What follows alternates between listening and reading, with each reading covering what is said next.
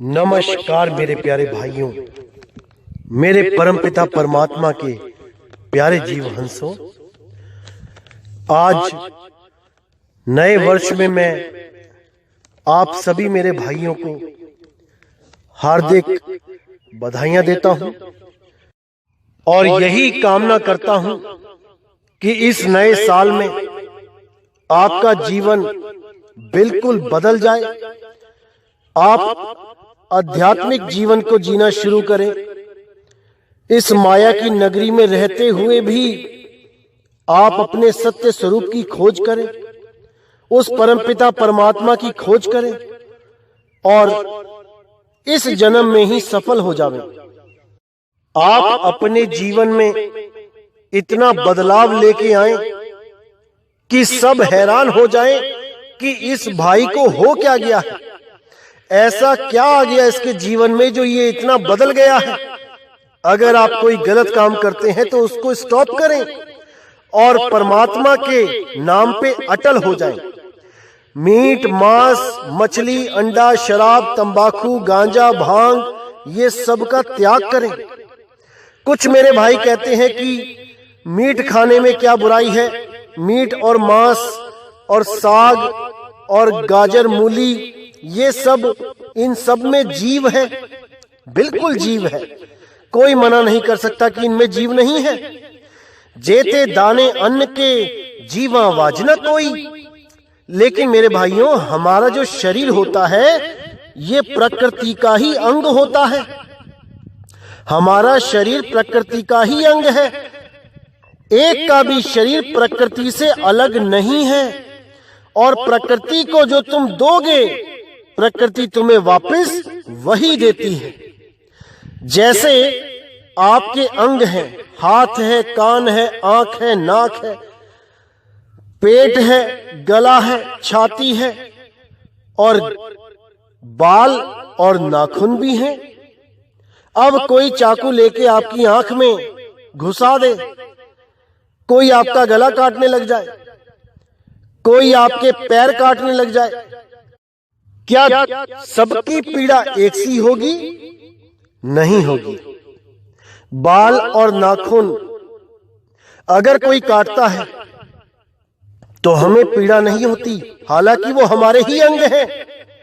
इसी प्रकार प्रकृति ने बहुत से जीवों को उत्पन्न किया है, शरीरों को उत्पन्न किया है। अब जिस शरीर में जितनी ज्यादा चेतना है उसको मार के खाना उतना ही दुख देना है जितना चाकू को आंख में घुसा लेना या फिर पेट में घुसा लेना। तो जितने ये वनस्पति हैं जो बीज से पैदा होते हैं, जो उनको काटना, उनको खाना बिल्कुल ऐसे है जैसे मानो आपके कोई बाल काट रहा है, क्योंकि बालों में चेतना बहुत ही शून्य होती है, बहुत ही निम्न होती है। नाखून की चेतना बहुत निम्न होती है। इसी प्रकार प्रकृति में ये जो पेड़ पौधे हैं ये प्रकृति के बाल समझो, इनको बाल समझो। बालों की तरह ही ये धरती पे खड़े हैं। अब इनको काट के खाना, ऐसा नहीं है कि इनमें जीव नहीं है, लेकिन इनको काट के खाना बिल्कुल उसी तरह है जैसे बालों को काटना। तो बात पाप पुण्य की नहीं है, बात है दर्द की, कि किसको कितना दर्द हो रहा है। उतनी ही बद्दुआ मान के चलो कि आपके जीवन में आने वाली है।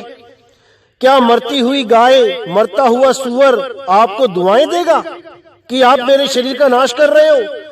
अरे आप इसलिए उनको काट रहे हो क्योंकि उनके पास शेर जैसे दांत नहीं है। अगर उनके शेर जैसे दांत होते तब जाके खा के दिखाते। एक असहाय प्राणी पे जिसके घास चबाने वाले दांत हैं, तुम उसको पकड़ के गले पे चाकू चला के शेर बन रहे हो। एक शेर का शिकार करके देखो। और नानक साहब तो कहते हैं जीवा वाजना कोय। अगर आप सब कुछ खाना बराबर मानते हो फिर तो आप इंसान को भी खा सकते हो, इंसान में भी जीव है। फिर तो इंसान का मीट खाना भी बराबर कर दो सबको। तो मेरे भाई विचार करना है, विवेक लगाना है, प्रकृति के साथ रहना है, प्रकृति के साथ चलना है। प्रकृति ने हमें जैसे दांत दिए हैं, हमारा भोजन भी वैसा ही होता है। शेर को जैसे दांत दिए हैं तो शेर का भोजन भी वैसा ही है। हाथी को जैसे दांत दिए हैं, हाथी का भोजन भी वैसा ही है। इसलिए मेरे भाई हमें अपना भोजन स्वयं चीनना होगा। मैं ये नहीं कह रहा कि मीट खाने वाले उनको देखो तक नहीं, उनको हाथ तक मत लगाओ, उनसे किसी प्रकार की घिन करो, ऐसा बिल्कुल नहीं करना है। वो भी मालिक के जीव हैं, बस थोड़ा सा रास्ते से हट गए हैं। जिस दिन परमात्मा ने कृपा कर दी वो भी रास्ते पे आ जाएंगे। हाँ, उनके बर्तनों से दूर रहो, उन बर्तनों में भोजन नहीं करना है। बात सफाई की है, सूचेपन की नहीं है, बात केवल सफाई की चल रही है। कबीर साहब कहते कहो पंडित सूचा कौन थाओ, जहां बैसनो भोजन खाओ।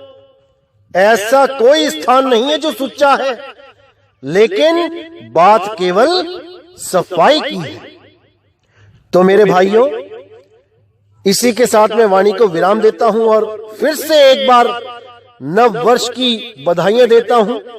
वैसे तो केवल तारीखें और कैलेंडर ही बदलते हैं, समय तो वही है।